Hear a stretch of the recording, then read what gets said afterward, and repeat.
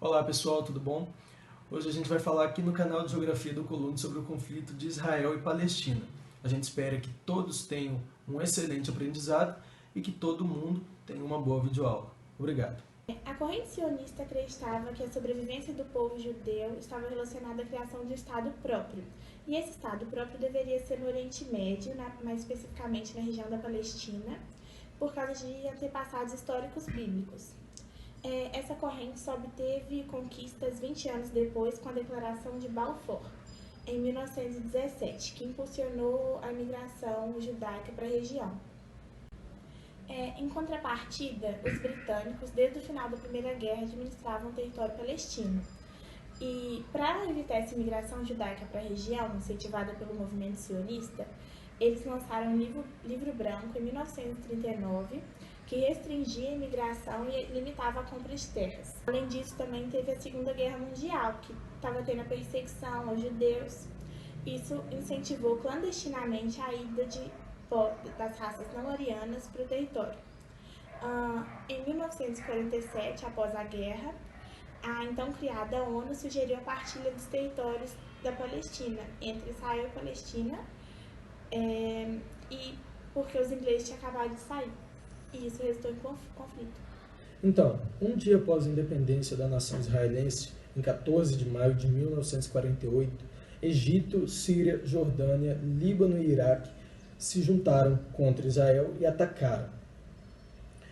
Algum tempo depois, em 1964, houve a formação da OLP, que até hoje permeia como a maior organização contra o Estado israelense. A OLP significa Organização para a Libertação dos Palestinos. Algum tempo depois, 3 anos depois, em 1967, entre 5 e 10 de junho de 1967, ocorreu a tão famosa Guerra dos 6 Dias, em que Egito, Síria e Jordânia simultaneamente atacaram Israel, de forma gloriosa e de algum modo, com uma estratégia jamais vista antes, e contra todas as expectativas, Israel conseguiu vencer as 3 nações. Inclusive, muitos escritores falam que é uma transformação tão grande no Oriente Médio após essa guerra que até hoje nós temos consequências que são desconhecidas, porque foi um conflito geopolítico que é como se tivesse uma influência muito grande em tão pouco tempo. Por isso ela é tão falada. 12 anos depois, após a guerra dos 6 dias, em 1979, a gente tem a ascensão da direita ao poder e um tratado de paz com o Egito, encerrando esse momento. O Egito, inclusive, ele permeia como a maior oposição a Israel em vários momentos e em vários aspectos. Então, uma curiosidade que está diretamente relacionada com esse conflito entre israelenses e palestinos foi a Guerra de 6 Dias, e como foi um conflito muito decisivo para todo esse momento histórico, eu gostaria de falar aqui algumas curiosidades sobre isso. Vários estudos foram feitos sobre a forma como Israel lutou, sobre as estratégias utilizadas, e é decisivo que Israel em si teve uma estratégia brilhante e foi um resultado que nem os próprios israelenses esperavam. Agora, quando se fala em mudança do contexto, mudança da estrutura geopolítica, das fronteiras no próprio Oriente Médio, Israel multiplicou seu território nessa guerra, porque ele teve uma conquista das colinas de Golã, por exemplo.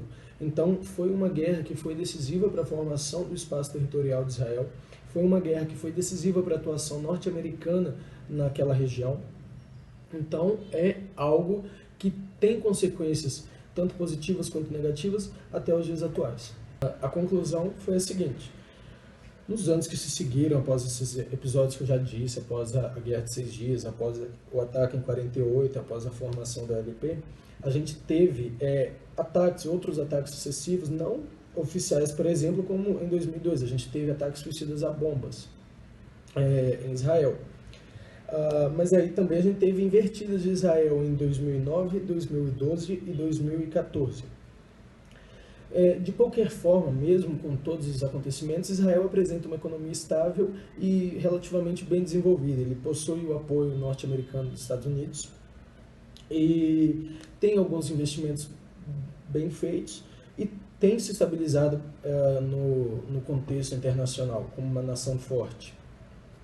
Por outro lado, a Palestina não é reconhecida pela maior parte do mundo e sofre com falta de recursos financeiros, é uma economia extremamente instável, bloqueios impostos pelo governo. E então, logo após 70 anos de fundação, a Palestina ainda não constitui um acordo de paz com Israel e, teoricamente, eles vivem em conflito até os dias atuais. Então, pessoal, essa foi mais uma videoaula. A gente espera que vocês tenham gostado. Deixe aí seu like, se inscreva no canal e boas provas!